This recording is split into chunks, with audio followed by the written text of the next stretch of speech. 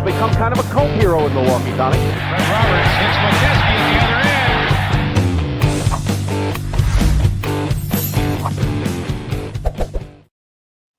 That's not the intro.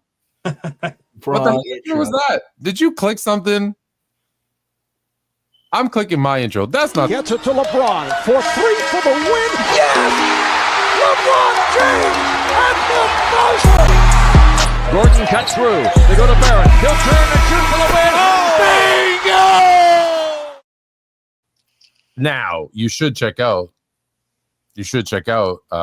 We Got Next with former NBA center Paul McKeskey. Played for the Bucks, the Pistons, I think one other team, but those are the two that he played the longest with. And he coached some G League, some NBA stuff too. Coach Paul McKeskey, Coach Mo. That is Monday nights at 9 p.m. here on Sportsfluent. So that we're all having technical difficulties. You can't even get your camera to flip. So that it's one of those days. It's one of those days. So since nothing is working and, we're here, I figure we should stick with that theme because apparently if you just do one thing right, all else is forgiven and people call you a superstar and a Hall of Famer. So let's, how does that feel for you in the past year? Yeah, I just want to be unstoppable. I want to be to a point where it's hard to guard because they have to guard the pass. They have to guard the shot, obviously. Then knock my shots down, and I felt really good during warm-ups. But yeah, everybody's shots feel really good in warm-ups. Ben Simmons, a great shooter in warm-up. You went 2 of 7, but all is forgiven because I got a triple-double. You stink. You can't do anything but rebound.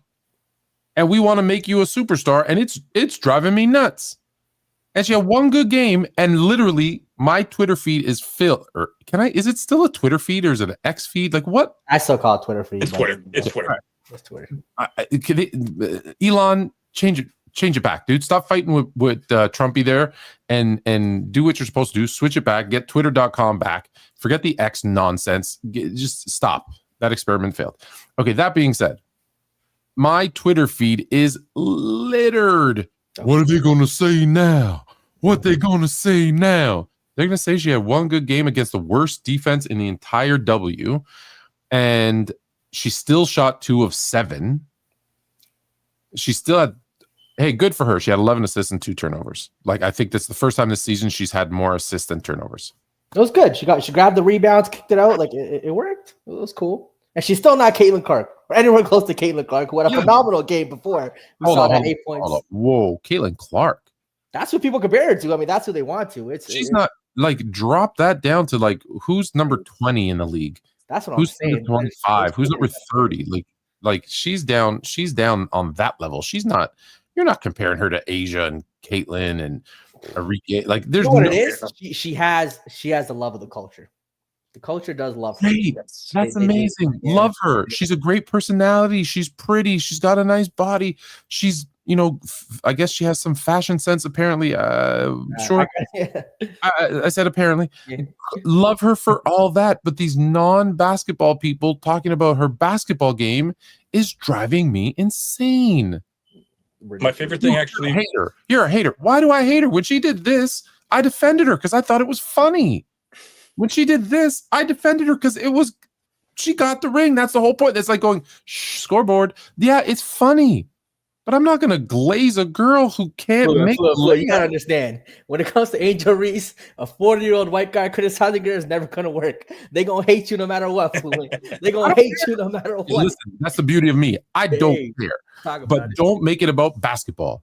Yeah. Because if it's about basketball, you don't have a leg to stand on. My favorite thing was...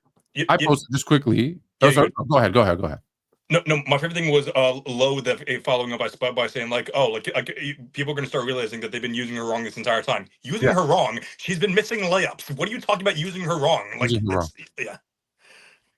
And I'm like, average.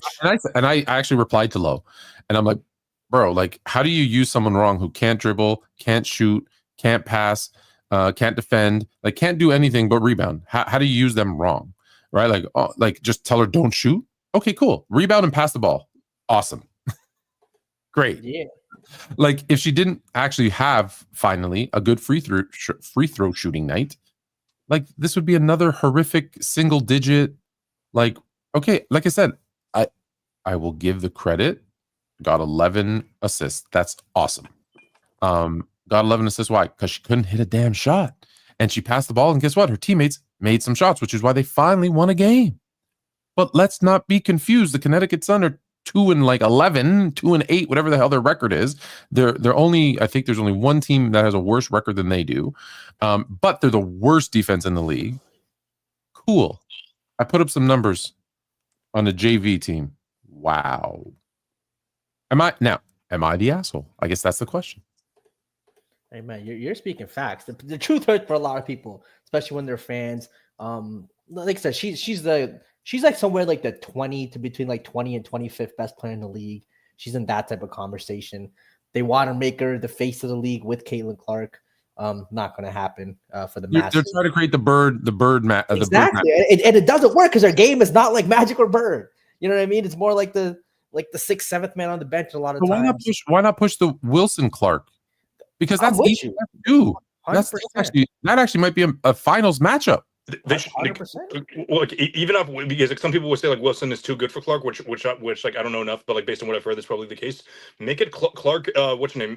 Beckers, Bukers. I feel like that should be match. Yeah. I think Asia and Caitlin, both top 5 players in the league at this point. I mean, Asia is still, you could say, for sure the best, but 100%. Caitlin's slowly working her way up. Like it's kind of like LeBron early and Kobe was already established. Give Caitlin another year. When do we wait to put LeBron on Kobe's stature? By that 3rd year, some second, but probably by that 3rd year is when we're like, all right. Then I don't think we were talking even after we made the finals in 2007. I thought it was the best one in the league at that point. Okay. Yeah, but you're you know what we do. There was an argument for sure after 2007. Yeah, what do you finals? I feel like 2009 was the first legitimate. Okay, like because the final run was like, was it a fluke? Was it this that? Like there's you played 2 500 teams in the first 2 rounds. The first one didn't even have their best 2 players available. Like there's a lot of about it, right? Boobie Gibson goes for 31 in Game 6 against the Pistons. Don't get me wrong, it elevated, but it's like, well, can he do it again? Then 2008, not so good. Then 2009, right? They win 66 games and then 62. Yeah. So I think it's that 2009.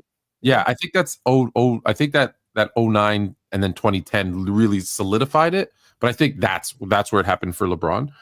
But listen, they got nothing, right? They had nothing before this that was popular. So I get it. They're pushing, right? They were pushing 2 rookies, which is just hadn't been done since 79-80 when it was Bird and Magic. That's the last time we pushed 2 rookies. The problem is that one worked because they were both great. Yeah, this one's not going to work, and the hatred that the fan base has created, and even the players, like, please, I don't know this for that to be true because I don't trust anything that I read anymore, which is sad. But did Brittany Griner really come out and say, this used to be a really nice place, like it was quiet and we can play our games, and now it's all like crazy, loud fans screaming and booing and not letting us do our jobs? Did you see that quote? I didn't see it. No, I didn't see it, but I would have been surprised. I need to check on that one because that was when I saw that I was like, this can't be real. There's no way that. I mean, you're playing sports. I mean, you're supposed to go into. I know that's why I said there's no way, right, that could be real. This is crazy. She said that.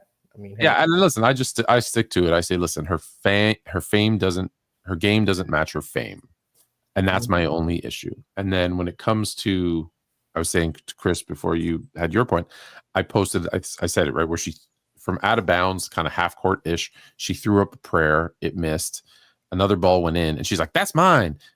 And then a third ball comes in and hits hers as it's like, here's the rim, it's out of the rim. That, yeah. And it hits it, and they're all like screaming, "Why you take the time to hate on this woman? You're such a..." And I'm like, take the time. Like, she posted the clip, not me. I just reposted it and showed you that she missed. And how funny is it that someone, a professional athlete, could you imagine like a kicker kicking, like pick the kicker you want, kicking a 70-yard field goal, and there's a guy who's also kicking a 30-yard one, and the 31-yard goes in, and then another punt from the offside hits it and knocks it in between the uprights, and the kicker going, "That was mine." Like, you wouldn't make fun of him. Like, it's ridiculous. It's so ridiculous that it's like, that's not hate. That's funny. You should laugh. Even if you're the biggest fan of hers in the world, that should make you laugh. You saw that one, right? Tell me that. I just thought it was ridiculous. I'm like, I feel like she just sees a lot of things that Caitlyn does or people praise her for, and she wants the spotlight too, or wants the recognition. Yeah, but that's not you. Yeah, it's not. But I mean, hey, she's. Listen, that post got 4 million views, so I'm happy about all the people hating on me and telling me I'm a hater for pointing out that, you know, she looked like a fool. Going, that's mine. Like, that's exactly what she did. Like, not even close. Yep. I mean, it'll be interesting. See, look, if she gets better at basketball, I think, you know, that'll probably be good for the game and good for the rivalry. She gets better at basketball. Yeah, hey, maybe in year 5, year 6, she'll be close to Asia Wilson. I doubt it, but hey, think about what you said. She gets good at basketball. Better at basketball. The only thing she's supposed to be known for. Okay, so that it brings me to this question. So and then we're gonna move on to we got a lot of other stuff to talk about. In any sport, in anything, because you're an artist as well. In anything, has there ever been anyone with such limited skill and talent and so much hype and praise and pushing that they're the best in their field? I don't know if it's been like that where they're the best. The hype for, I don't know if you remember Michelle Wee, the female golfer who was going to play with men. Oh yes. Yeah, I feel like that hype was got exaggerated because she was competing with men, but she was missing cuts, and then she went to the women's game, where missing cuts hurt. My injuries kind of played a role, but I think she was a little more talented. Remember Anna Kournikova in tennis? Because she was just ridiculously beautiful. Everyone loved her, but she was still like a top 20 type player. She performed. She won. Yeah. Did she win a major? I don't know if she won a major. I don't know if she won a major, but I remember her winning stuff. Wasn't she dating like Sergei Fedorov, the hockey player too, or something? I thought she was named that the singer. She named the singer. Enrique. Yeah, right. Yeah. Enrique. Anna Kournikova was, but I mean, that was a little bit, but again, the beauty. Julio's son. Yeah.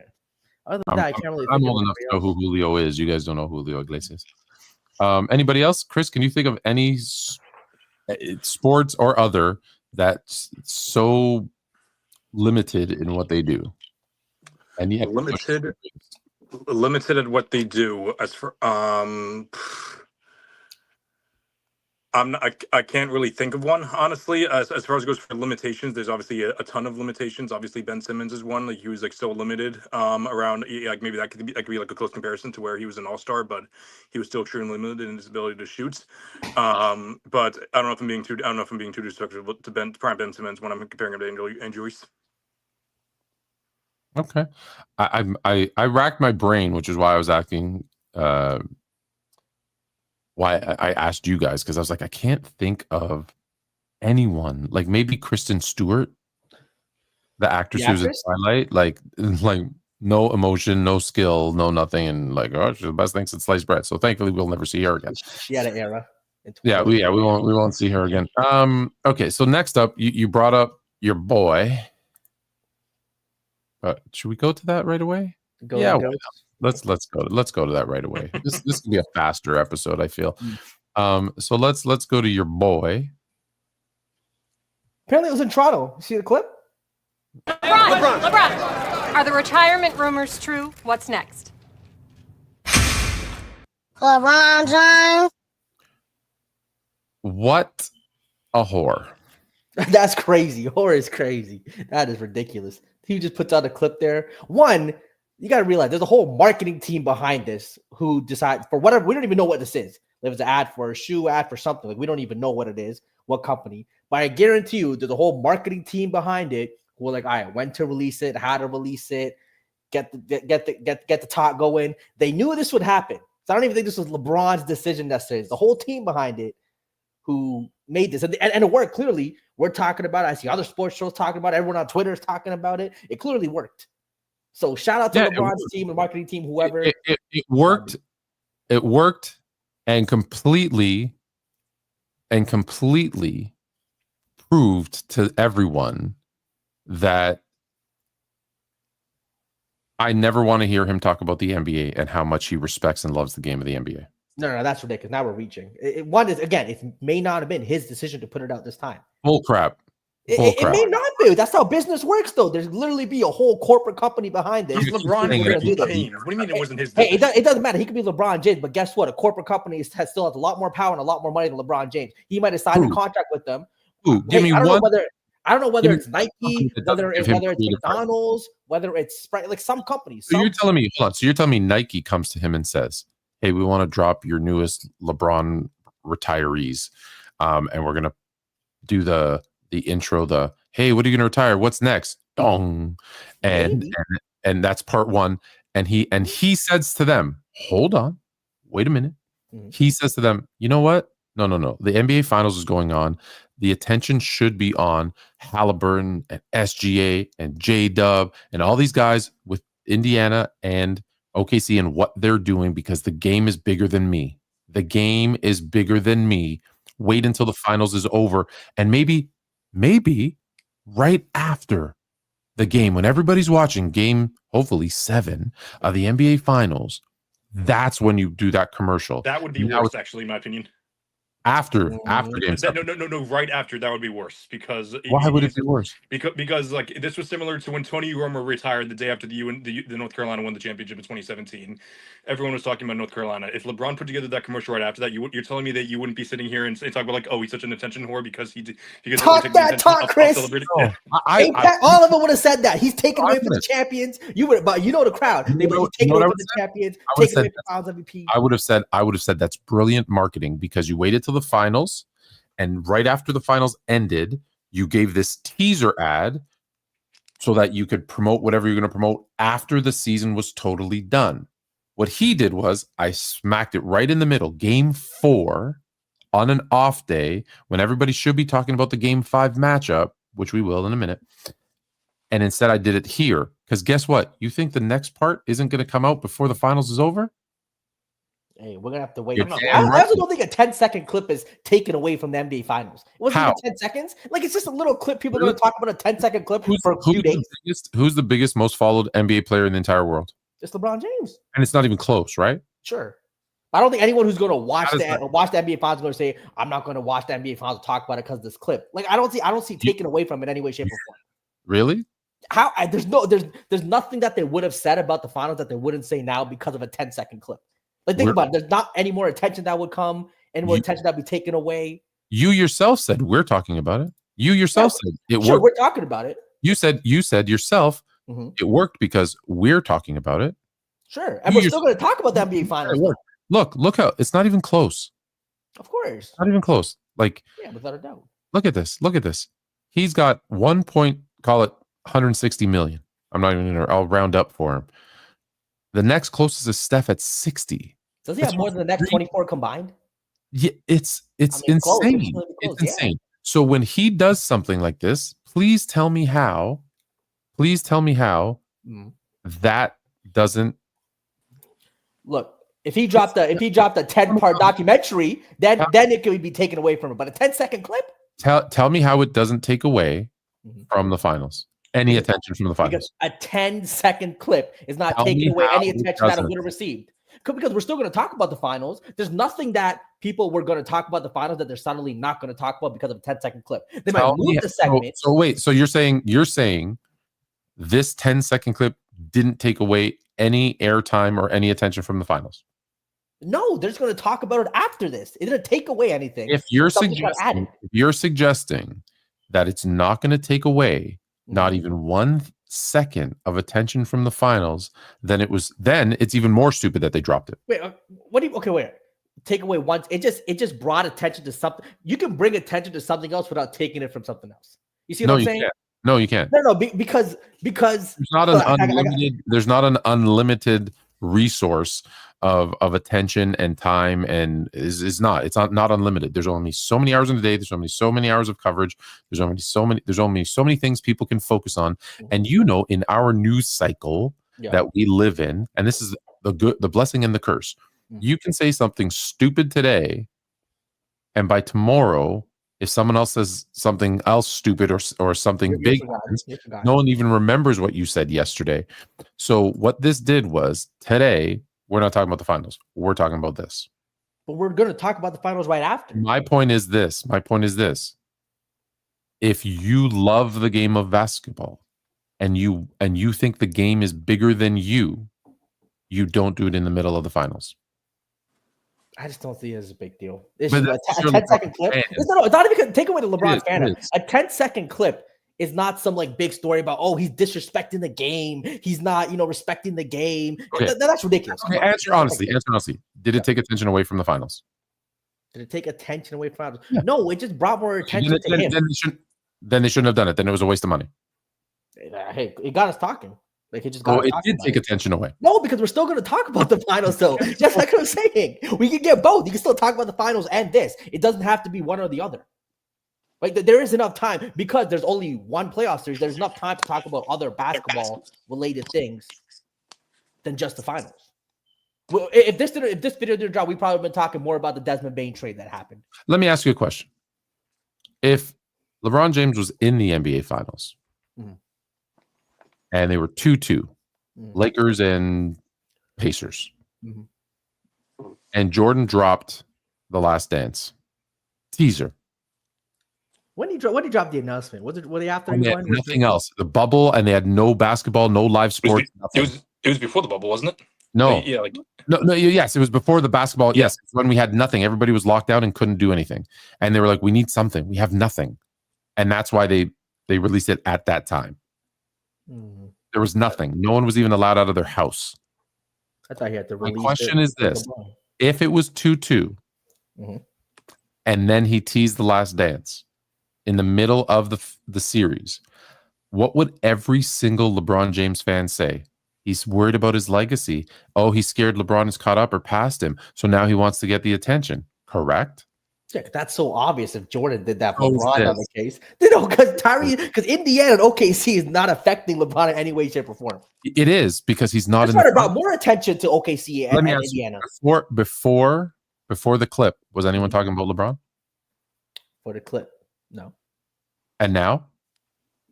But that's like every other week. People will talk about LeBron and they'll talk about him. That's just LeBron James. It doesn't matter. You just admitted they weren't talking about him. Now they are. I mean, hold on. People are still talking about LeBron gets tweeted about every day, but in the main kind of conversation, yes. So suddenly LeBron got pushed back into the main conversation of the basketball ecosphere. Because the reality is, no matter how many circles you want to run around here, Jalen, you can't win this one because it either did take away from the finals, which is a shame for someone who says the game is bigger than them, or it didn't, which was a horrible marketing plan. Then peace. It's one or the other, and I think this is horrible on his part. And I don't even know what he's talking about. He could be talking about hot dogs.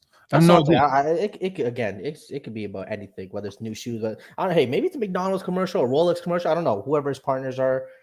You know what I think it is? I think it is. I'm an attention whore, and I've said it twice. And you saw him wearing the shirt, so that's not me. That's him. And he can't stand not to be the center of attention. And that's why he's going to play this. Oh, am I going to retire, not retire? For like 3 years. He's going to be like Brett Favre. Look, do I think LeBron likes being the center of attention? Yes. I think he thrives in that. I think he enjoys it, right? Even from the jungle days. Yeah, that's very different from Jordan, who I think Jordan's a little bit more of a private person. I think LeBron embraces stardom more than Jordan. Those are two different people. Some people embrace stardom. Because like last year, it was like around like this time last year, maybe like just before the season started. So I know that LeBron came out and said like, oh, I'm not sure if I'm going to want the retirement tour or whatever. Which he said like, oh, like I don't really like to be the center of attention because I got something you said. And then like I know that some LeBron fans have said like, how would you know? How do you know that LeBron doesn't like to be the center of attention? Because we've watched his career for 20 something years now, and he runs to the center of attention any chance that he gets. Am I hating him for it? No, but at least have the stomach to admit it. Come on. Yeah, I mean, him and Shaq are in a lot of ways the same way. Like Shaq loved being the center of attention, and they kind of have the same kind of feel. Did Jordan announcing he's going to sign with NBC during the playoffs take away from basketball? If we're going to have that conversation, like 100%. But did he disrespect the game Was it disrespectful to the game? 100%. But you know why he did it? Because he was upset. Because you know why? Because he didn't do it. NBC did. Why did NBC do it? Because ratings are falling. Why did the NBA do it? Because TV ratings specifically, who pay them, was dropping. And so they needed to boost interest. So that was an NBA NBC decision. Did it take away? Yeah, I didn't like the timing of it either. However, that was 100% because Jordan didn't come out and say it. Did you see Jordan do a commercial? Was Jordan behind a press box going, I haven't talked about the NBA in a while. Now I'm joining NBC. Did he do that? Jordan's on a yacht somewhere with his wife chilling. Correct. Because he's not an attention whore. No, he's not. I'll give you that. Jordan's definitely not. He enjoys his privacy. And yes, Eric.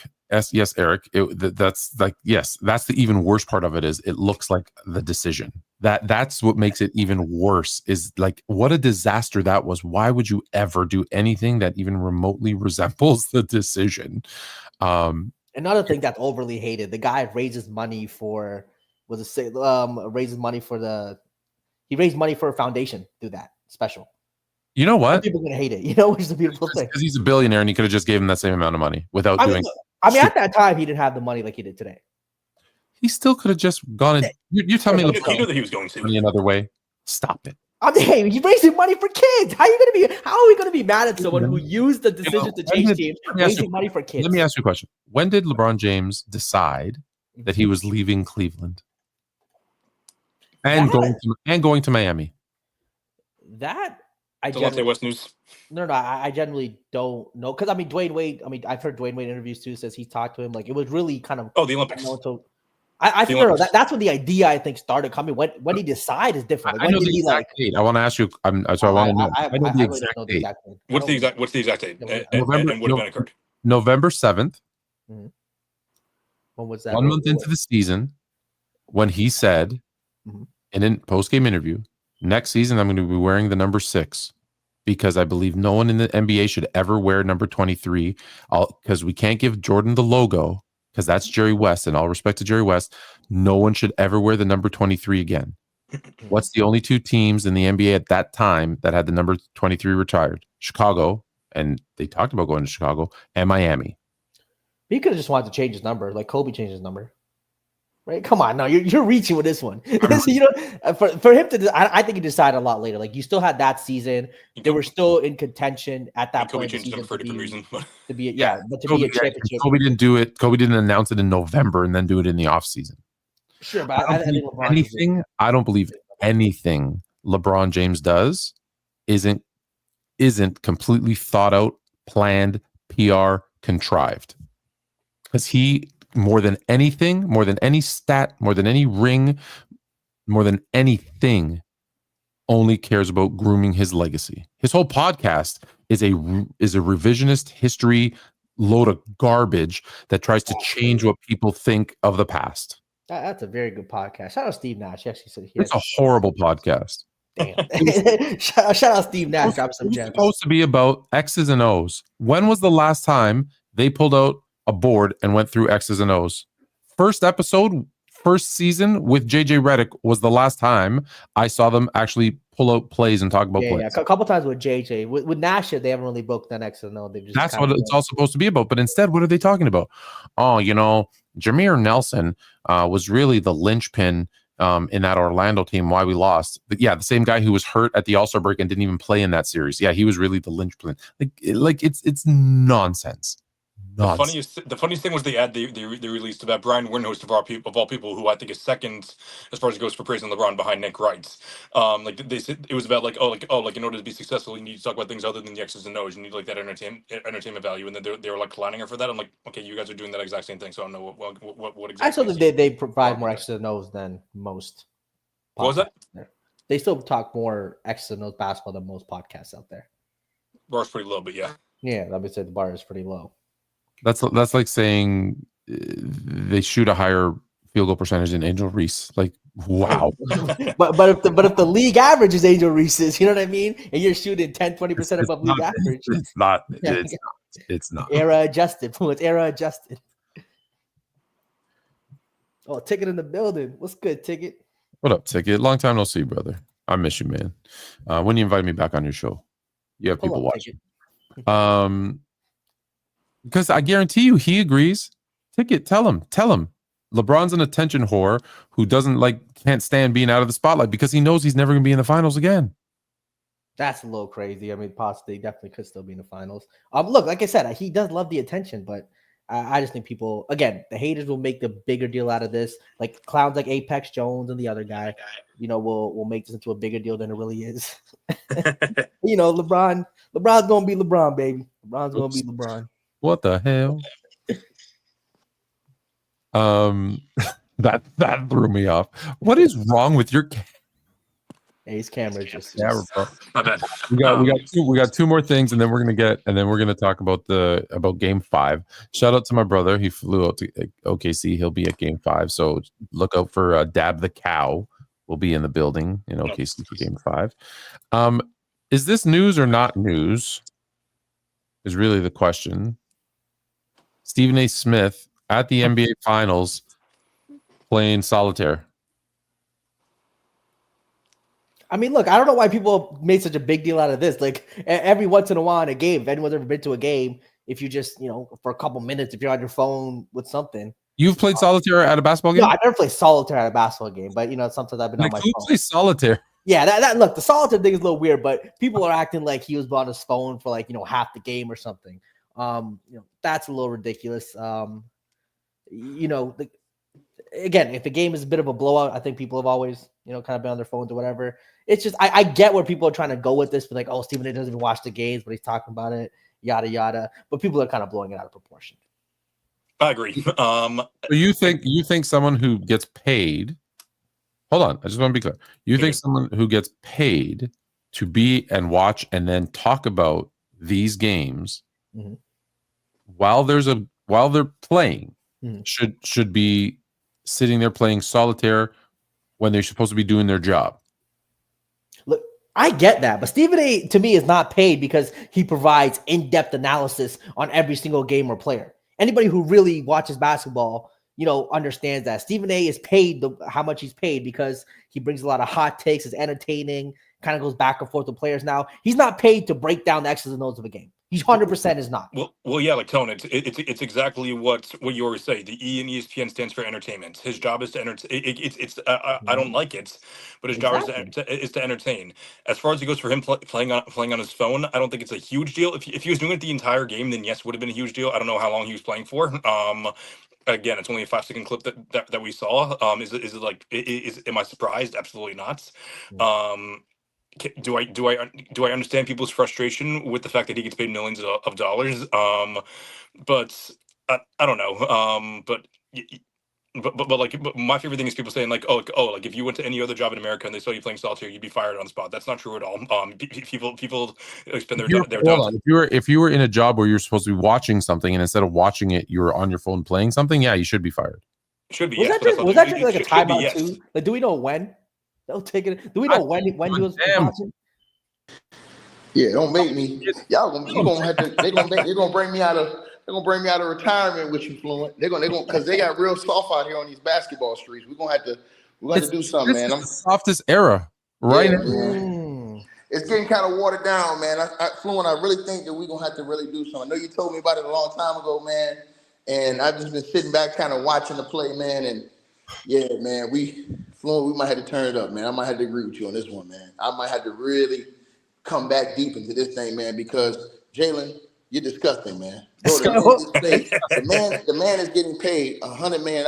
And really, KD's thing is he's showing these guys are having all these strong takes, not even watching the game. You're at the game, and you're playing solitaire during the game. So if you miss an important aspect of the game, how can you then talk about it after the game? Or how can you give these intricate details on it when you're not even doing your job? Look, I hear you, Ticket, but are we listening to Stephen A. for those intricate details? Hold on, Jalen. He's getting paid $100 million. I get it. Do I think he should? Yes, but people watch him. So Jalen. But this is the thing: if that was a player on the bench during the game on their phone, what would you say to them? Yeah, no, that player's cooked. Right. So hold on. But Stephen A. has such harsh takes. And guys in the analytical world and the sports world have such strong takes that you should be paying attention. If you got those type of takes that they have every single day, that controls a lot of these guys' money, whether you think so or not. Things that Stephen A. these guys say on TV. They can help guys get paid a lot more money than they should be. They can help guys get paid a lot less. So he should be paying attention. I agree with Fluent, bro. Let me take that one step further. Ticket, let me take that one step further. If the 10th man on the bench, who probably is not going to play, 11th man, 12th man on the bench, was on the bench, and they caught that player watching solitaire, what would Stephen A. Smith say about that player? Kick him out the league. Kick him out the league. He's a bona fide scrub. He should lose his job. So why is it different? That's what people pay him for, to say stuff like that. Not this pass should have been here. You know, they should have made the here. He's getting paid to be a hypocrite?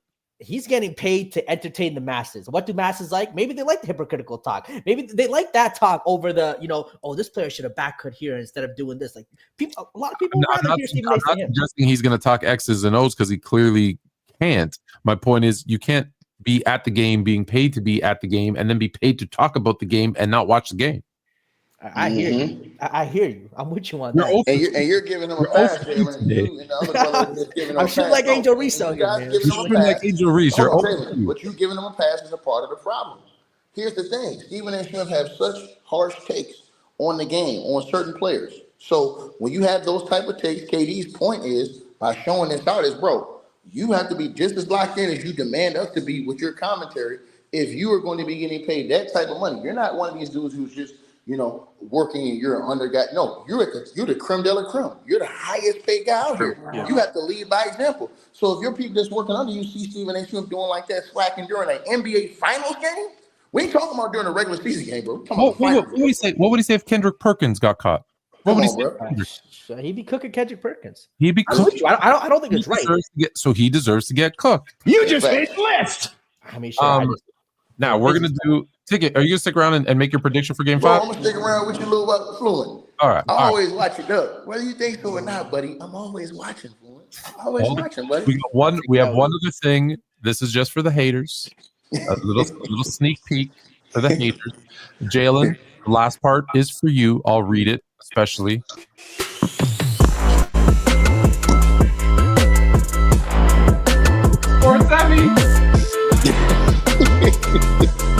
Let me pause it there and read. That's a three-peat. That's 1, 2, 3 sports Emmys for LeBron fans. That's when you win 3 in a row, because I know you guys don't know what that's like. Oh, it'd be like that. Come to 8 straight finals, baby. Did y'all get to that part yet? Did you get to that part yet, Fluent? Which part? Yeah, where LeBron's capping. Oh, yeah. Did you miss that?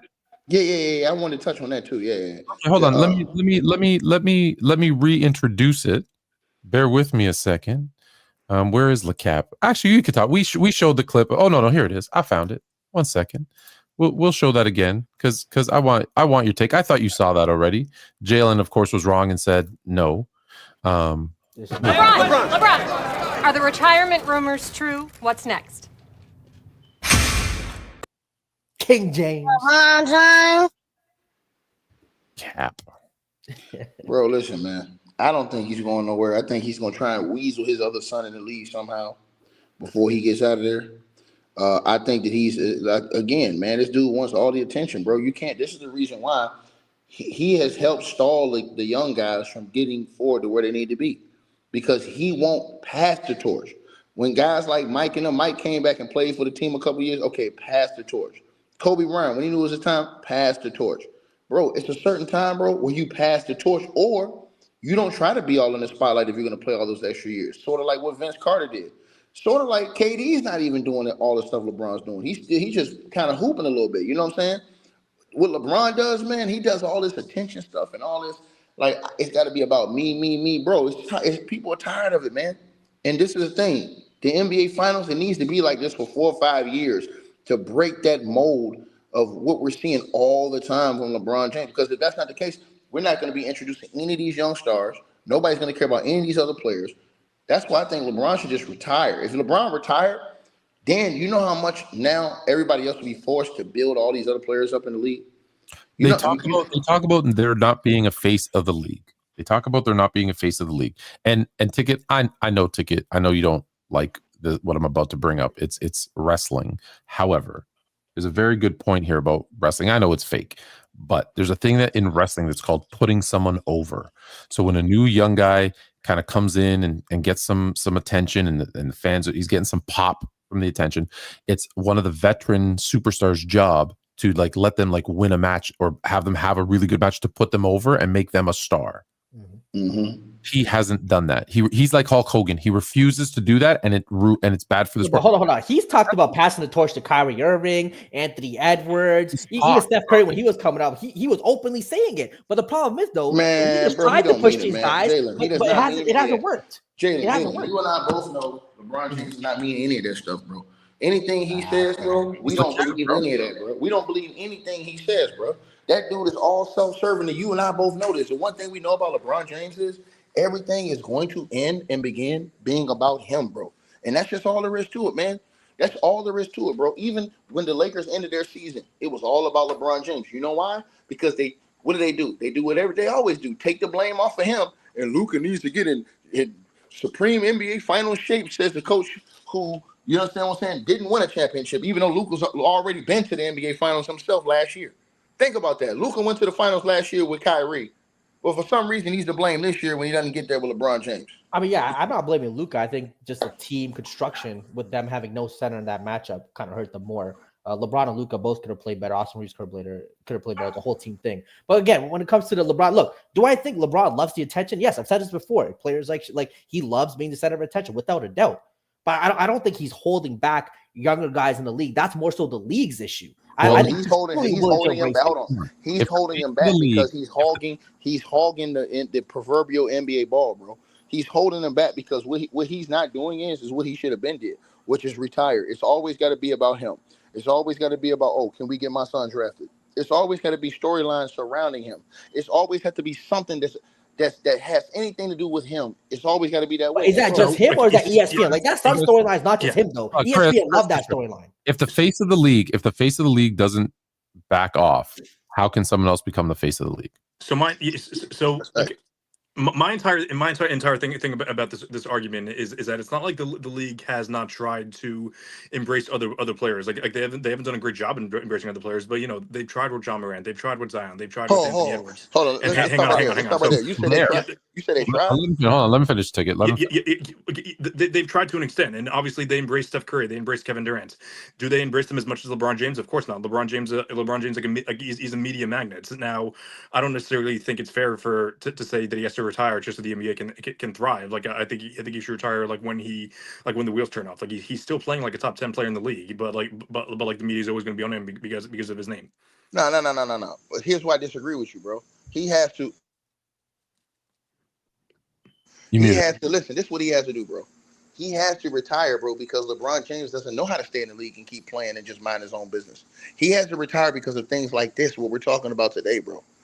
Look, we're in the NBA Finals. And he's hogging the spotlight again, bro. Like this is crazy work, bro. We're literally in the finals, in a NBA Finals that's tied up 2-2, bro. And here he comes again. He does this every single year he gets eliminated, bro. It's never go home and just have your summer off, bro, and lick your wounds and whatever and come back next year. It's always on and on and on and on and on. He does that, bro.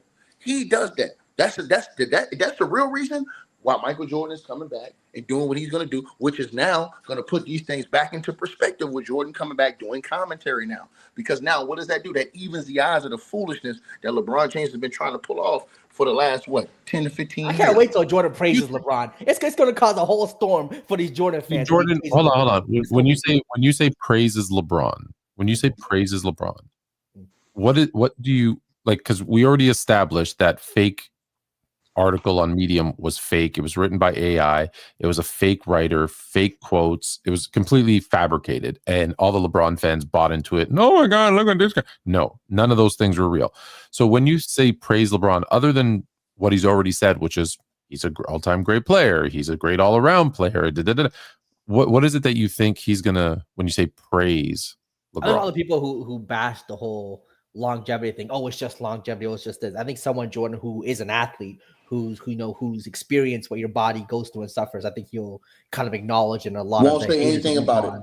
I think he'll acknowledge it and he'll respect it because he understands it. He's been in the trenches. You want to hear GOAT talk all the stuff. No. Ticket, you as an athlete should respect it too. You've been in the trenches. You should respect it. You should embarrass yourself, Jalen. No, Ticket, you should respect longevity more than anyone because you've been playing. You played in Europe for years. You know what your body's been through playing. You know what your body's been through playing. He proves our point why this guy needs to retire, bro. This is part of the reason. It ain't just LeBron James. It's these delusional followers he got that troll behind him too. That's another reason. So, hey, Chris, it's not just Jalen.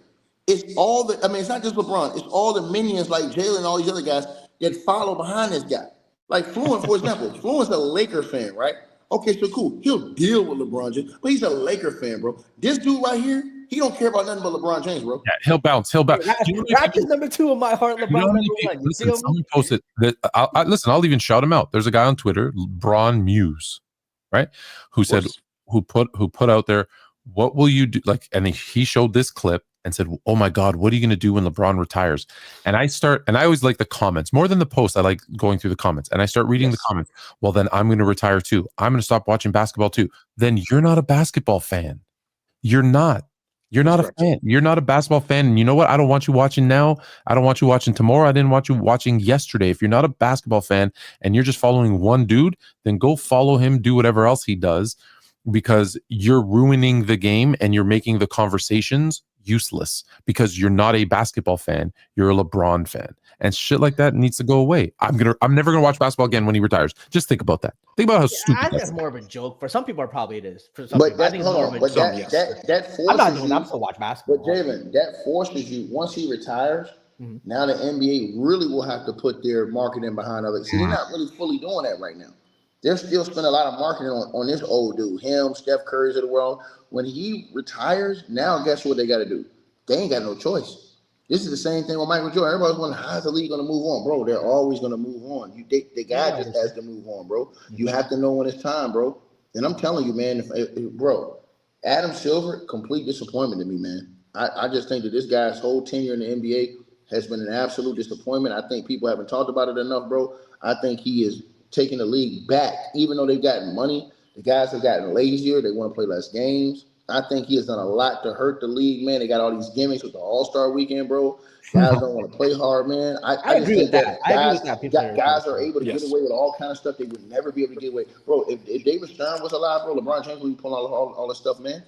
None of this stuff would be getting pulled off, bro, if David Stern was alive, bro. If David Stern was alive and running the NBA, bro, the whole history of the game right now would be different, bro. He was strict, yeah. Adam Silver definitely more of a player's. Ja Morant would be out of the league. And I'll tell you this. David Stern would have found a way to count the online ratings, and he wouldn't let this narrative that less people are watching because everyone has shifted from TV to internet, and it just blew over Adam Silver's head. Like he's still stuck in 1987.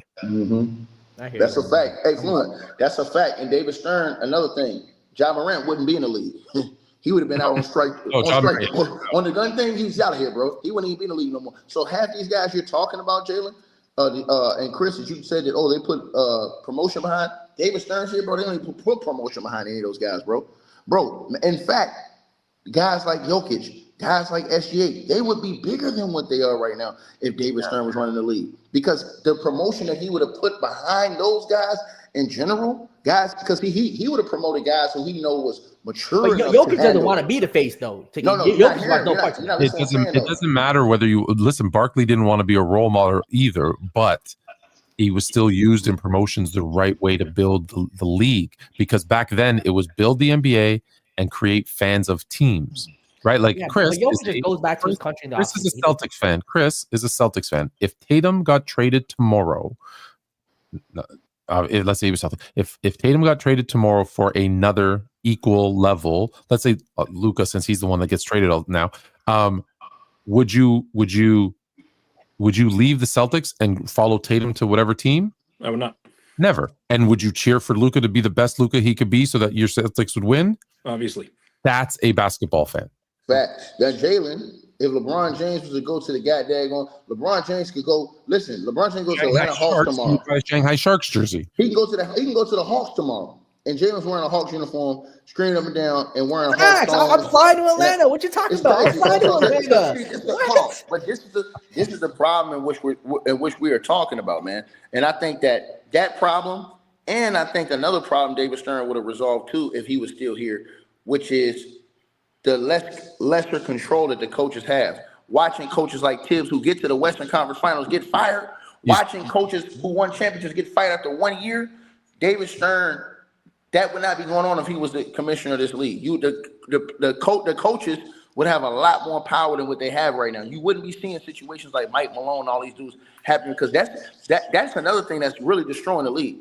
Is that you the last of a dying breed of coaches who actually had substance, who actually had time and all these things invested in these teams. We were literally watching, for example, the Knicks build that team, bro. You're literally watching them grow, and they fire a guy without no backup plan. You fire a guy, and you're they have a backup plan. They have a plan. I agree. What's the plan? I'm going to tell you, I actually know their plan, but their plan flopped because their plan was to bring in Jason Kidd and trade for Giannis, and then Dallas said, no, you can't talk to Jason Kidd, and Giannis says, no, Jason Kidd, no me. Because is Jason Kidd even better than Tibbs? I never got that logic. He's not. Yeah. The plan was listen, when Jason Kidd got fired from Milwaukee, Giannis went to the owners and said, went to Jason Kidd, and said, hey, do you want me to go to the owners and ask them to nullify it, reverse it? Like, I want you to be my coach. And Kidd was like, no, they fired me, it's done. So he really has and by how long he stayed in Milwaukee, he has a huge loyalty to organizations and to people. So New York's thinking was get Jason Kidd, get Giannis. Now their plan, now they're scrambling. Yeah. Damn, man. That's that's pro. But you don't have to have a backup plan. David Stern, let me just also say rest in peace to Jerry Buss, who would never have raised a in-season tournament banner in Los Angeles. Okay, we got 10 minutes left. Listen, Fluent, but you said, hold on, Fluent. You said that was their backup plan, but I want to ask you something about that. That was their plan. I don't know what their backup plan is. No, I'm saying you're saying that, but wow, what was the reason they fired Tibbs? Because Giannis wouldn't play for Tibbs. Oh, that's the only reason why they fired Tibbs? Yeah. Oh, I think. Well, also the players. This is the problem. Players have too much power. The players said, we don't want to play for him anymore. It's his fault. He wore us down. What? Yeah. What world do we live in where the players are crying about playing more minutes? Usually the players are crying about not playing enough minutes. Bro, you couldn't stop us from getting on the court. You break out the game and see what happens. This kind of started in the mid when Jerry Sloan got the door because of Darren Williams.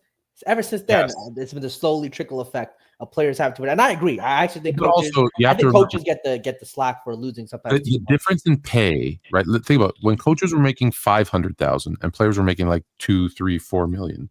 Yeah, I hear you. Even though they were making more, the gap was small. Now a coach is getting paid. Even the best coach is what, $5 million? No, coaches now get paid like 15. Okay, 15. The players are getting 50 and 60. That's true. Yeah, the gap is so much bigger that it's like, I'm not getting rid of a $60 million player. Good luck. I'm getting rid of the 10. But listen, not every coach is getting 15 million. Yeah, but like exposure. Yeah. Right. So if you go in the middle, call it 7, whatever it is, I'll look it up. But the gap is so big. It's like, well, no, it's cheaper to pay a coach to leave and pay 2 coaches. Milwaukee was paying Bud, Griffin, and Doc all at the same time last year. Wild. Shout out to the owner. And the Suns too. The Suns was paying 3 coaches too. Hey, Detroit's still paying. What's the coach that they left with the huge deal? Monty Williams. Yeah, Monty Williams. Yeah, Detroit paying.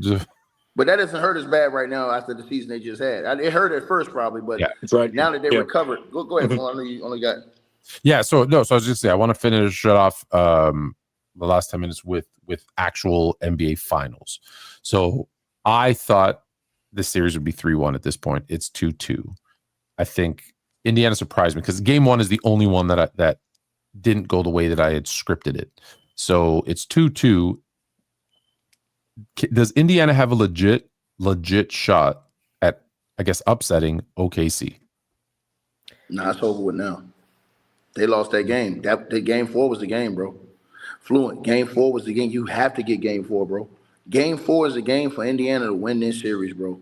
OKC have been here before already. They did just the same situation they was in with Denver. And guess what? If it goes to a game 7, I trust them over Indiana on the road at home in the games. I mean, at home in the game 7. So that was the game, bro. Game 4 was the game, bro. I can't believe they had that game too. I knew OKC was gonna win that game. I just didn't know how fluent. But that game, Indiana had to take that game, bro. They had to take the game. But here's the bigger thing that you probably talk about in a different show. Shea closed this deal, bro. He passed KD on my list all the time. But stop it. See, take it. Now you're talking crazy. You're talking crazy. Fluent. What? He would have did something fluent. He would have did something. And let me tell you something. I've never seen so much overblown, overhyped for teammates. This dude has a trove of role players on his team. Think about this. Isaiah Hartenstein has played for 7 teams in 7 years in the league. Yeah, he's a role player. He's a journeyman. Hold on, he's a journeyman. Good role player. Think about this. Lou Dort came from the G League. He ain't no all-world player. He ain't no. Hold on, take it. Excellent defender. Top defender in the league. You're not listening to what I'm saying, sir. You need to listen to what I'm saying now. All right. So Lou Dort was a G League player. See, let me tell you something, Chris. If LeBron James had these same teammates, these dudes would be saying they're trash. Yeah, not enough. Yeah, Chris, you need to listen to what I'm saying. Because if you look at, hold on, Chris. If you look at this team very closely, if Jay Williams was LeBron's teammate, they'll say if it was his second best player, they'll say he wasn't good enough.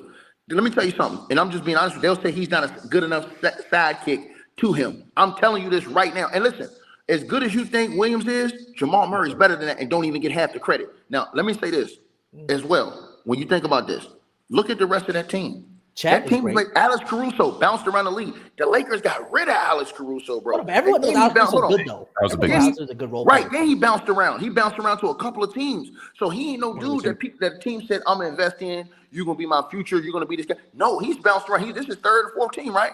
Since he's been in the league, right? Okay, third team. Okay, third team. Like a good role player. Third team. But you're not role player. Role player. So here's what I'm saying.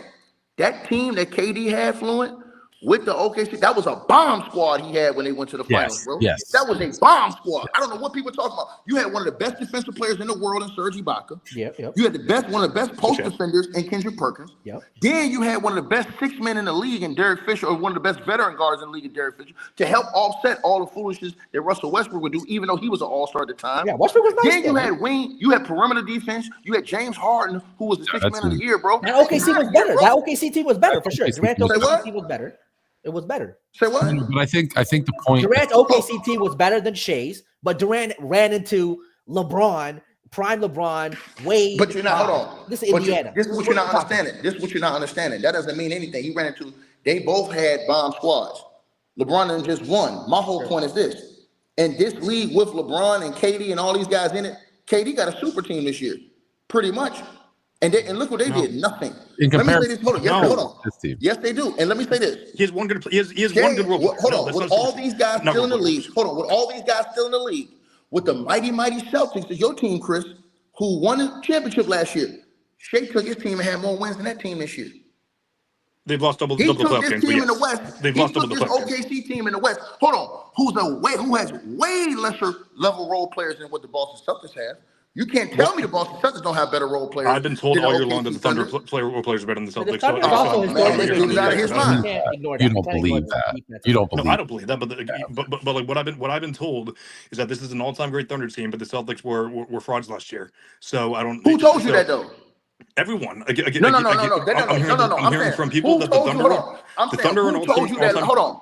I'm saying who told you that lie, because they said that the Thunder team was overrated and they were just a regular season team. This is what I've been hearing. Yes. So nobody's been saying they're world beater championship all level teams. Go ahead. Do you remember when the playoffs started and everybody was saying, "Oh, OKC's the team you want to play because they're young and they're inexperienced." Wait, this playoffs? They are. Yes. They said it about the Lakers. OKC was the favorite in the playoffs. Hold on. They was picking the Lakers to beat them. They were the favorites to come out of the West. Yes. Yeah, they were the favorites to come out of the West. They were not the favorites. Hold on. Y'all were picking the Lakers to beat OKC. I can show you everybody saying OKC is the team that you want to play in the playoffs because they're young and all you have to do is stop SGA. I can say the same thing about the Celtics. I'm pretty sure Vegas had OKC. Is that the Celtics are going to run through the East, but they're going to get kicked by whoever comes out of the West. Celtics have a way better roster. They have a way better all-around roster. Their second guy.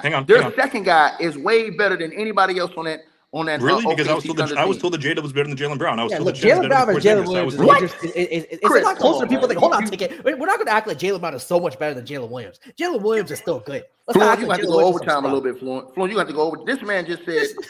Hold on. This man just said he was told that he was better by than the Ringer Jalen, list by people on your podcast. Did Jaylen Brown? Hold on. Did Jaylen Brown? On Player's Choice, people were saying yes. Player's Choice. Oh, he was for a bit, but okay.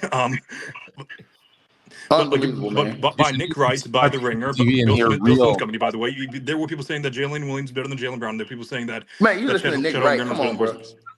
No, the genius with OKC, the guys said OKC was a historically great defense. I want to ask a question. Ticket brought up a good point. Ticket brought up a good point because they're saying how wonderful this OKC team is, right? So I'm going to ask the LeBron James fan if LeBron James was in place of SGA, what would they say about him carrying this dumb, horrible, a bunch of role players to the NBA final? So we're talking prime LeBron James. No, right now, this year. No, right now. Okay, right now, if their defense played or prime, either one. Okay, prime LeBron, one just historically great defense, right? We'd be praising a historically great defense and all. You mean like in 07 when they were the 4th ranked amazing defense? No, see. That's 4th ranked great. This is historically great. This blows them out. We're talking Detroit Pistons level type of defense here. Not at that level. We're talking historically in that conversation. That's the defense. The numbers. You know too much basketball to say that, bro. Come on, man. 100%. The numbers say it's just what it is, right? Then we're going to talk again. Jalen Williams as a secondary scoring option next to him, giving you 18 a night, 25 and 5 essentially. Jalen, stop right there. Cool. Jalen, stop right there. Stop right there 1 second, Jalen. Would this OKC team beat that Detroit Pistons team that beat the Lakers in the finals? No. Okay, so hold on. Would this OKC team beat the Kobe and Shaq Lakers in the finals? Hell no. Would this OKC team beat the Steph Curry and KD Warriors in the finals? Hell no. Would this OKC team? See, I'm keep giving you teams. Yeah, no, they're not going to beat the league. But the league is watered down. There's more parity. There's not as many great teams at that level. But what we're showing you, what we're showing you is that all these other teams are. They ain't beat none of them Spurs teams that's in the finals. They ain't beat none of them Spurs teams. Fluent will tell you that right now. He know that already. They're not beating none of them Kobe and Shaq teams. They're not beating none of them KD Warrior healthy teams. No, they're not. They're not, bro. So it's a lot of teams out here that I'm giving you. Did you just say this NBA is now watered down? Is that what you just more parity, not watered down. More parity. Watered down. I'll tell you. I meant more parity. Yeah, more parity. It's watered down. Right, no. But hold on. But don't say that fluent. Don't say that, though, because once again, the Boston Celtics are supposed to be that team. And OKC dominated from beginning. Hold on. OKC dominated from beginning to the end of this season, all the way up to right now, bro. So all those guys, LeBron, KD, Jalen's the one up here saying, "Oh, LeBron's still playing at an all-world top 5, top 10 level." Okay, cool. Well, he gets put in that pot too then. So all them dudes that you're talking about are getting cooked by SGA. Yeah, but hold on. So when I said, if he closes the deal and wins this championship, did that put him past KD? I ain't just talking about the championship. The numbers match too. Go back and look at the last. Go back and look at the last 4 years. But KD we've already established is a fraud. Right. Go back and look at the last 4 years. Fluent. Go back and look at Shea's last 3 or 4 years, bro. You talking about this dude has averaged over 30. The last 3 years, he's averaged over 30. He's going to do it the next 4 or 5 years. That's going to be insane, the numbers he put up the next 4 or 5 years. He's been relatively healthy. He played defense. He's one of the top defense in steals in the league. Hold on. Yes. He's one of the tops in steals. And he plays hold on. SGA doesn't play defense? He is average at that. He's crazy. Average at that. Do you think SGA is going to be as good as Kobe? Is that what I'm hearing right now? You're going to praise SGA like he's the next Kobe? You think he's average because he's playing with other guys that are great defenders and you don't realize how good he is. He is a very good defender. Very good. He's not a very good defender. You guys are not watching him. And fluent. After they win the chip this year, they're the favorites to win next year, and they might have a chance to win it if they keep everybody. And then they're going to add some pieces. As long as they stay, as long as they stay healthy. So to me, I'm going to tell you right now, him getting this championship means more to me than any of the championships KD got, buddy. Because this man, he was going to be with the Clippers. He got sent to OKC, and they were in a bad situation because Russ left. So he was there. I don't want you as a sub if you don't know that. So get the hell out of here. Beat it. Right. Yeah, you got to go. So what we're saying is this. Not just that. The numbers match up too, Jalen. He's won 60 the last 2 years. We already know they're probably going to win 60 games again next year. How many teams in NBA history won 60 games 3 years in a row? That's a great question, Fluent. That's Why are we giving him credit for something he hasn't done yet, though? No. Do you see somebody stopping him from doing that? Do you see somebody stopping this team? Hold on. I'm going to ask you a question, Chris. Do you see somebody stopping this Thunder team from winning 60 games next year? Themselves, which is possible. Yeah, if they coast. Hold on. They're young, though. Yeah. They still could coast. After winning the championship, I don't see him coasting, Fluent. Too young, Fluent. I don't see him. They're the youngest team in the league, right, Fluent? One of, if not. They're the youngest team in the league. Don't see him coasting, buddy. Them young boys have all kind of energy. You know these young guys now in the NBA. They win a championship and they get a little. But that's not hold on. But Fluent, these guys are different. Look at Shea, and I'm gonna tell you why. Look at Shea's mentality whenever they win or lose. Always the same, always even keeled, never get off his bump. He's always, bro. If I saw him have a change in how he moves, win or losses, because I always watch this guy closely. He's the same win or loss, bro. And I'm telling you, I don't think he's that type of mentality that he loses focus if he wins a championship. You're right. They are the youngest. 24. Hold on, think of it. If Shea wins this, where do you have him ranked? Like top 20 all time? No. First of all, I had KD ranked 27th. So I'm just saying I have him. Yes, I have KD ranked 27. You guys overrate KD, but like I said, me personally, bro, everything goes into it with Shea. I look at Shea's leadership, which I think is underrated. It's big, his leadership. He might not be loud and vocal, but I like his leadership style. He brings his teammates with him. I like that. His teammates love playing for him. Guys love laying it down on the line every night. Everybody does their job. Nobody steps on each other's toes over there. It's never an argument or complaint about whose job is this, whose job is that. You know what I'm saying? They win together, they lose together. I like that mentality of that team, bro. I like how he leads that squad. KD never could do that, bro. All these things come into equation. These are the separators that make guys like me and Fluent respect Kobe Bryant and Mike over LeBron. The intangibles, the things that LeBron James, the things that LeBron James did not possess, which was ultimate leadership skills, right? LeBron's a great leader. His teammates. No, he's not, bro. No, he's not. The only thing he did great is put together good teams where he can just stack up and beat everybody else. But leadership, Jordan and Kobe had their GMs doing that. Listen to what I'm saying. I'm saying leadership. That is their job. It is their job. Never saw him do what Kobe did with a guy like Lamar Odom, a guy like Ron Artest. Never seen him do stuff like that with those type of guys. And also, LeBron made Matthew Dellavedova look good. Man, come on, bro. Come on, $60 million contract. Man, stop this, bro. Stop it. They lost that finals. Hold on. But for every Matthew Dellavedova, he made a Chris Bosh or Kevin Love look bad. Yeah, but he also the best version of Kyrie with LeBron. Anthony Davis peaked with Lebron. Fluent, man. Something's wrong with these guys. Fluent, I'm going to come on here more because we're going to cook. Fluent. A second ago, you talked about by the numbers when I said this OKC team isn't on the Detroit Pistons level, and you said, well, by the numbers, they are.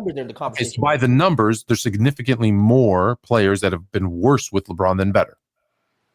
Significantly more. It's not even close. He helps those guys win. Like individually, they get worse, but like he helps them win. Kyrie only winning with LeBron. Anthony Davis only winning with LeBron. Kevin Love only winning with LeBron.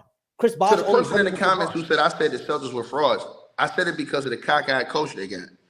I think they have the personnel. I think they have the dumbest coach in America, bro. I think that coach was a fluke. I think he was lucky to win the championship last year. Nonsense. And I think Mazzulla is the dumbest coach in the NBA. Why do I say this?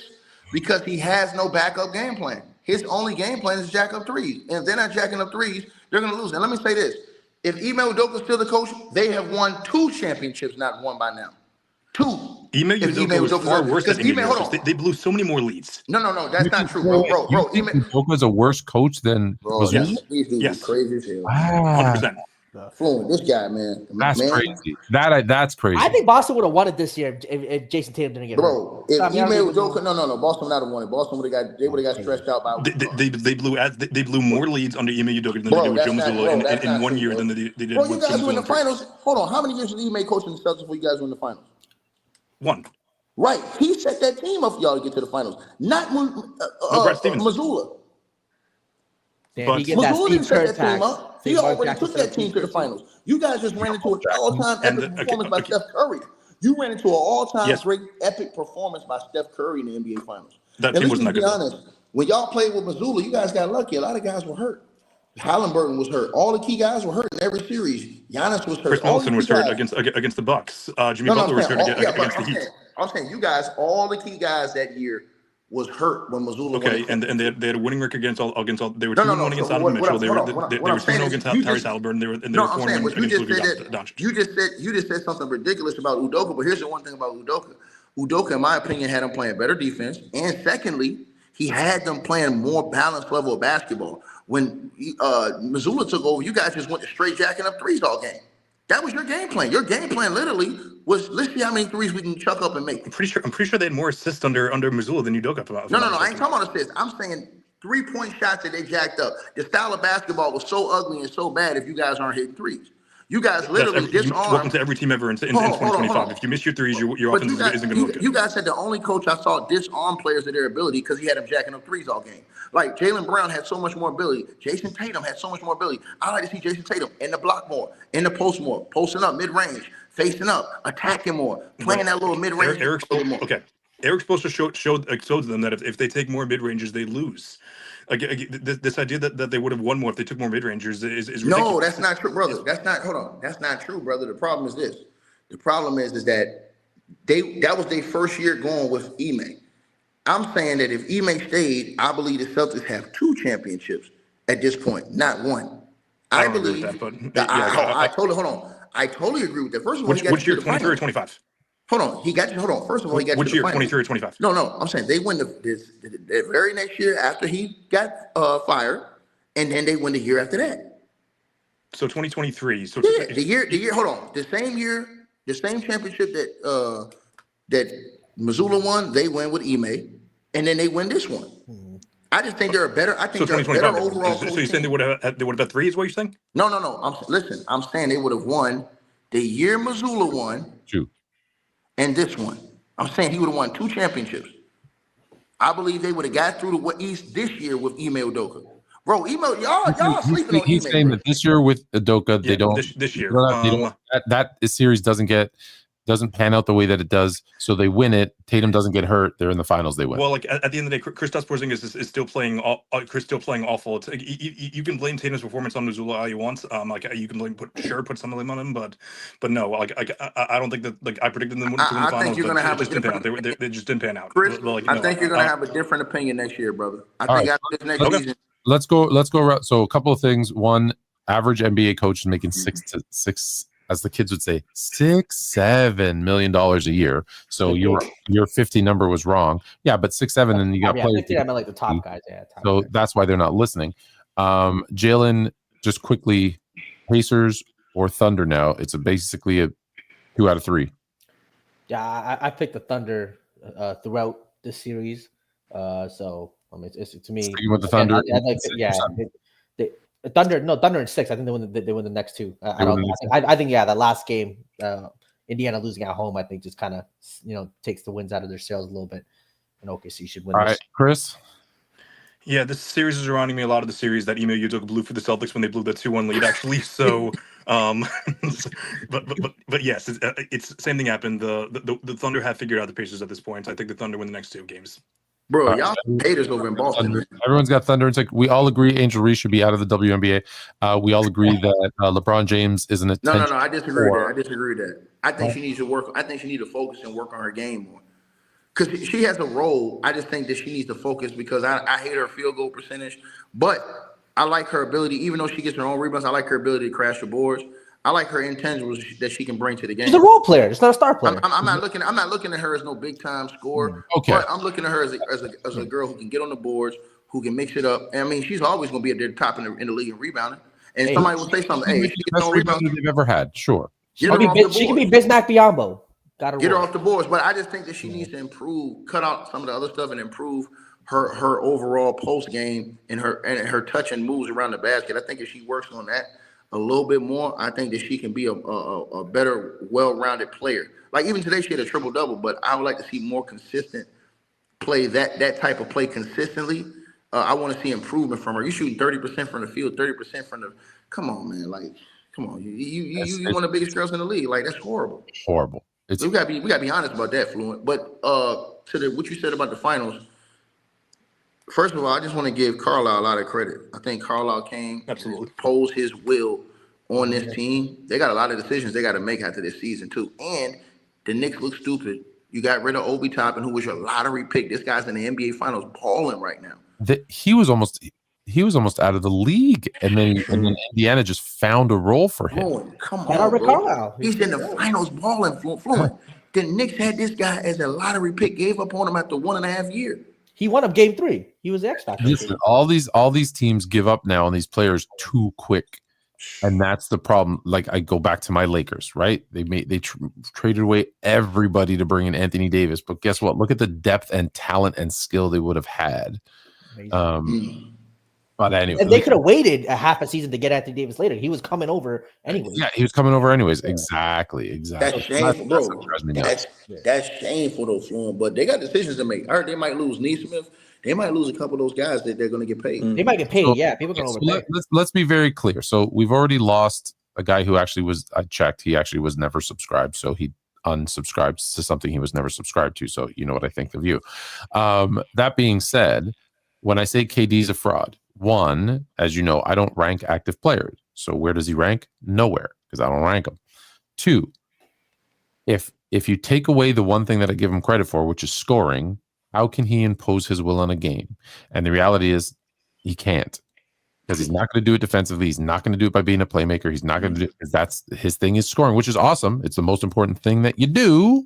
One of the best all time is scoring. That's what he does. Sure, absolutely. But when we talk about the all-time greats, there's very few exceptions of people who do nothing else but one thing. Very few exceptions. I can name 10 people that score the ball better than KD, so I disagree with that. Okay, fair. And that's fine. Okay, go ahead. Give me 10. You know what? Give me a 10. Let me hear this 10. Give me 10. Oh, I can start at the bottom.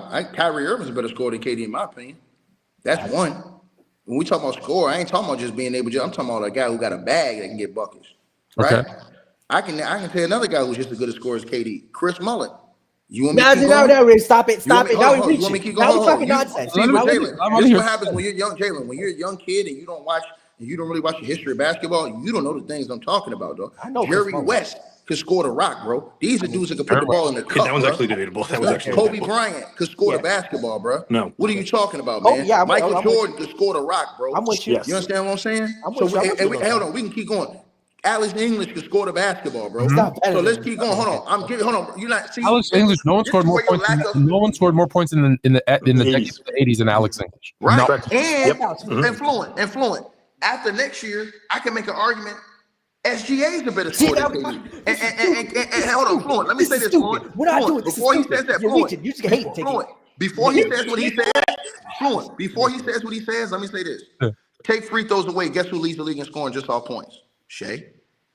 I guess he's not a free throw merchant. Shea leads the league in scoring without free throws. You know who the top 5 in the league in scoring without free throws is? One of them Shea, one of them Jokic, and one of them Giannis. Without free throws. Y'all call Shea a free throw merchant. Now look that stat up, buddy. No, they don't know called Giannis free throw merchant or Jokic. That's cute, but a lot. Look, Kobe. Shea leads the league in scoring without free throws. All three of those guys do other things other than score. I'm with you on that. So that's why. Hold on. That's what I'm saying. We didn't even looking at Shea. Me looking at Shea. I think Shea's a better all-around scorer than KD. KD can get to his spots. Hold on. KD can get to his spots, but to me, Shea got a bigger bag than KD as far as everything he can do. I mean, this dude, he can maneuver around screens better than KD ever could think about doing. You forgot young KD. Young KD was attacking the rim, I'm laying it out, bro. I'm laying it out to you. He can get to the rack and finish around the basket better than KD, in my opinion. No, he can't. You're forgetting KD before the injuries. I brought this up because it's a setup for this question. The Phoenix Suns have told Kevin Durant that under no circumstance will he be on the team next year. Under no circumstances will he be a Sun next year. Yep. So one, how is that disrespectful to a player of KD's caliber? And two, where do you think he's going? Or where will they send him? They should probably be saying that to Bradley Beal to get rid of that contract. They can't because you're forgetting something. No trade clause. The GM of the Suns and Bradley Beal's agent, I believe, it's like father and son or father and son-in-law or something. So Bradley Beal's not going to a damn place. Look, if KD goes to like a Miami under Spoelstra or San Antonio with Wemby, you put Kevin Durant with Wemby in San Antonio. And Jalen, don't think I forgot. I can still keep going. I think AI was a better scorer than you get ridiculous. KD. Ain't no 5'11" AI better scorer than AI was out here. AI was out here. Hold on. AI was out here. Look at the numbers AI was putting up on look at the numbers AI was putting up in a tougher defensive league on a night to night. You agree with that one, right, Chris? Larry Bird. I got love for AI. Hold on. Larry, hold on. Hey, we ain't even started. Larry Bird's a better scorer than KD in my opinion. Larry Bird's a better player than KD. No, he's a better scorer than KD. He's a better player. Listen, he's the better. Hold on. He's a better scorer than KD. Air attack too. You got to think. In this era, man, bro, Larry Legend in this era. What about KD was doing that in the late 2000s and 2010s too? It's no, not I'm like saying, what I'm saying to you is this. You're forgetting. I'm saying you're forgetting early. You're KD. saying like KD is something. You're saying KD. You're making it seem like KD is something we ain't never seen scoring wise, bro. I can tell you 20 to 30 guys in the NBA. I'm saying KD. I'm saying KD at 6'10", 6'11", being able to move the handle, get to the rim is not something we've ever seen. Well, I question his handle because his handle got exposed by the Boston Celtics. Bro, hold on. His handle right now compared to what it was, just because he's a little slower because of the injury, is different. Like before, no, that was 6 years ago. You gotta go watch young KD. That was 5 6 years ago, brother. Early OKC KD. That was 5 6 years ago. Yeah, when he played him in the playoffs, 4 or 5 years ago, bro. I mean, again, 5 years ago, it's still not prime KD. Oh, no, not prime KD. He's 37 5 years years ago old. is not prime KD. No, stop. Bro, he would have been 31 at that time. How's that prime KD? 10 years ago would have been 27. Oh, how many years ago? How many years? Yeah, like 4 or 5 years. The Achilles injury 6 years ago. 6 years ago, yeah. So it wasn't prime 31, 5 years ago. 31 is prime. Your prime is like 27. Right. Yeah, but he tore his Achilles the year before. Like I'm saying, before KD. And hold on, and that year he was still averaging like 27, right? Yeah, again, because he's so great at scoring. That's the thing. After Achilles there, he can still come out of ball out, giving you 27 on super efficiency because he's KD, because of his ball movement, because of his handle, because he can shoot from anywhere on the floor. He has literally no weaknesses. You got a super chat, Fluent. You got a super chat.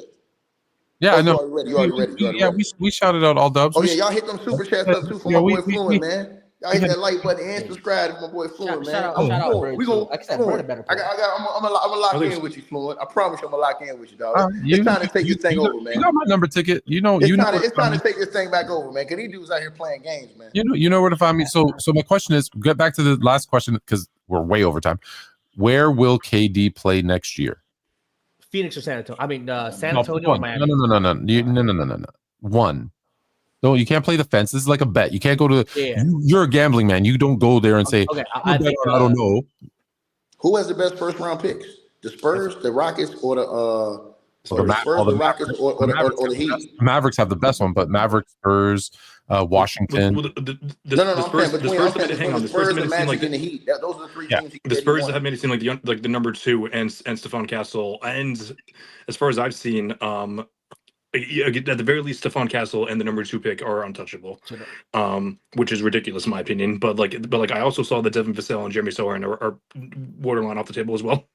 Okay, they got to give up somebody of those guys to KD. I mean, if they're especially the bad, I think it's going to be San Antonio because they have the most interesting pieces to give. So you think San Antonio trades the number 2 and what?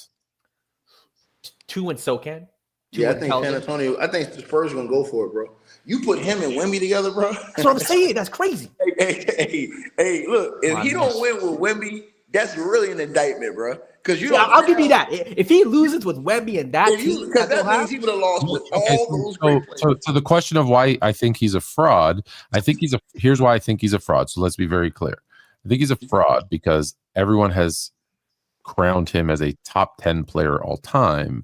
And he's a great scorer, 15. But he doesn't affect the game in any other ways enough throughout his career. That's why I think he's a fraud. 2, when you say if he doesn't win with Wemby, then who's he? So my point 2 of why he's again a fraud or overrated, whatever term you want to use. Hold on, let me finish. Is because he's lost with everybody, with the exception of joining a 73-19. He hasn't won with anyone. There's a reason for every single one, though. Sure, there's a reason. Absolutely, there's always a reason for everything. But the point is, it's been like unfair circumstances each time. Like unfair. Yes, let's go. OKC was unfair in Brooklyn. When he was up 3-1 on the Warriors, it was unfair. I'm not talking about that. Why? Every situation was unfair. Okay, not every single one. Post Golden State, I should say. Post Golden State. Post Golden State, he's right. He's been very unlucky with injuries, his teammates' injuries.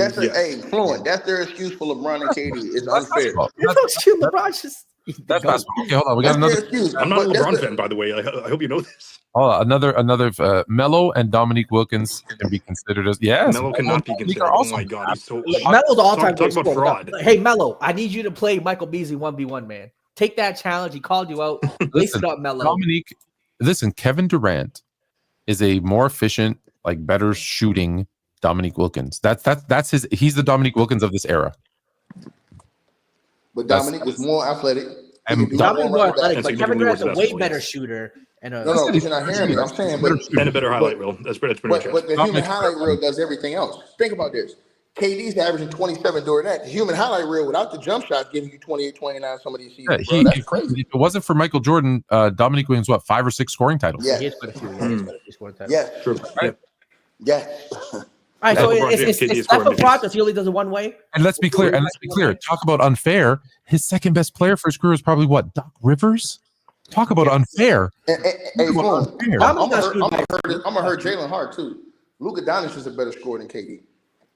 I'm not. That one's actually a debate. That one, give it a few more years again. Because hold on, we also have to respect Kevin Durant scoring 25 a night for like 15 years, whatever it is pretty insane too. Like at some point, doing it that long, you have to. Luka's been better. Luka came in the league averaging 20. Luka in a few years. Look, Luka in a few years, I might say that without a doubt. But he has to do a lot. Don't you feel because he doesn't have to exert his energy doing anything else, it makes it easier for him to be a good scorer?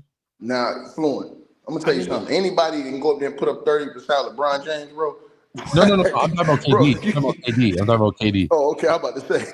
I mean, you're acting like he does. Look, is Steph Curry a bum or is Steph Curry a fraud? Because he doesn't do anything else really other than shoot the ball really well. He doesn't play any defense. Kevin Durant plays more defense than Steph. Kevin Durant plays more defense than Steph. No, he doesn't. Making a pass. Yes, that's crazy. That's crazy. If you think Steph Curry plays more defense than Kevin Durant, that's crazy.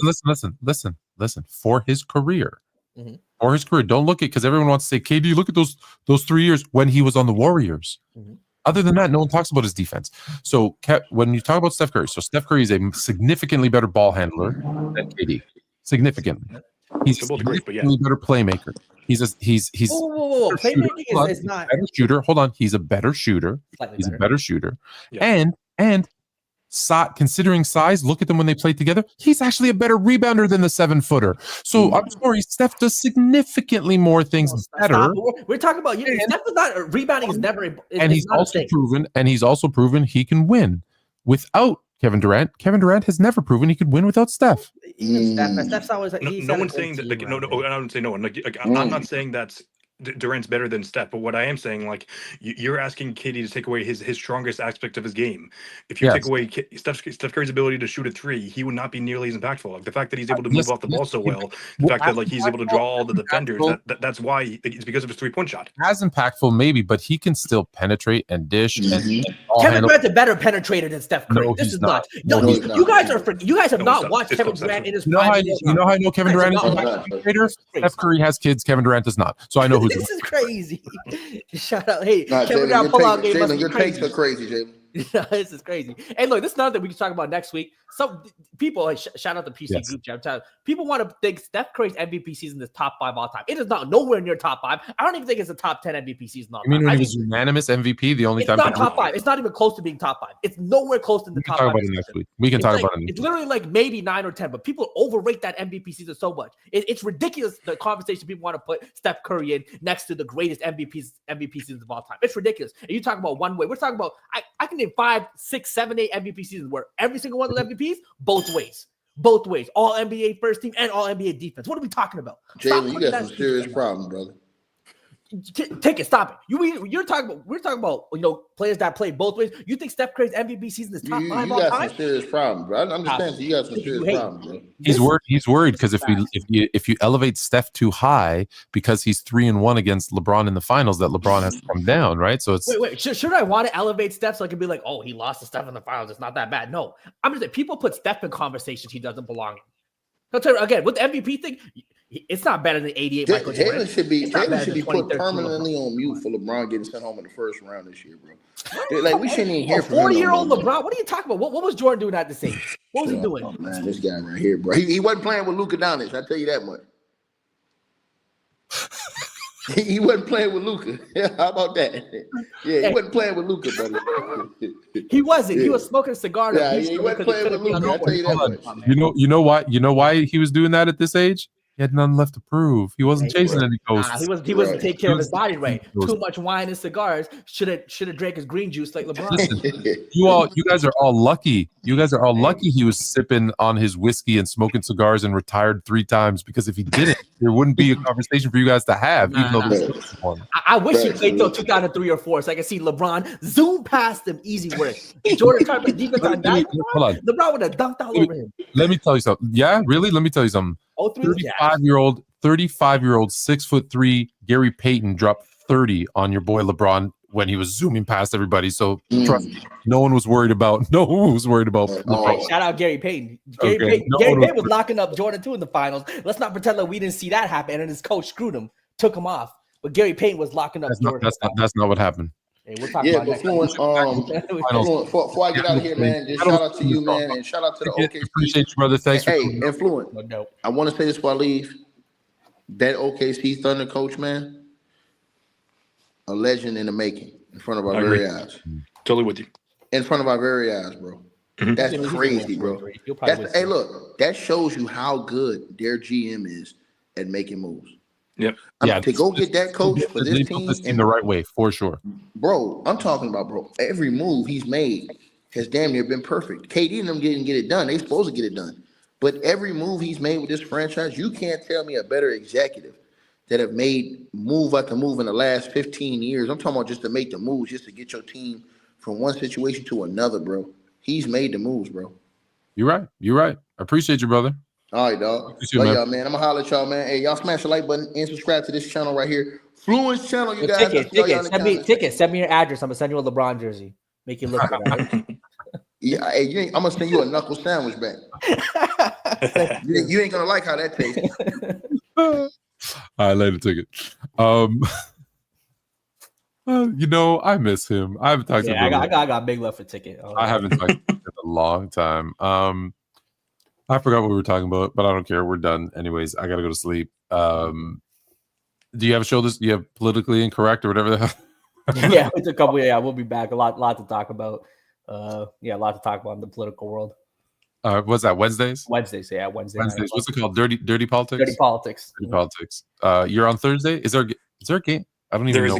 There will be a game on Thursday. Earlier there is a game on Thursday, so we'll likely be doing a post game show that day. But, okay. Yeah, probably.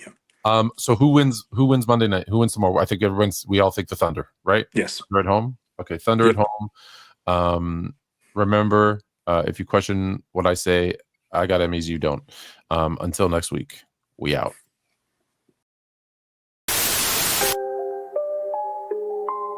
Canada. Put on a suit, drink water, don't drink and drive. Hey man, call your mother. It means nothing. It means nothing. Nah, they lying to you. It's about the money. Now you're more fluent.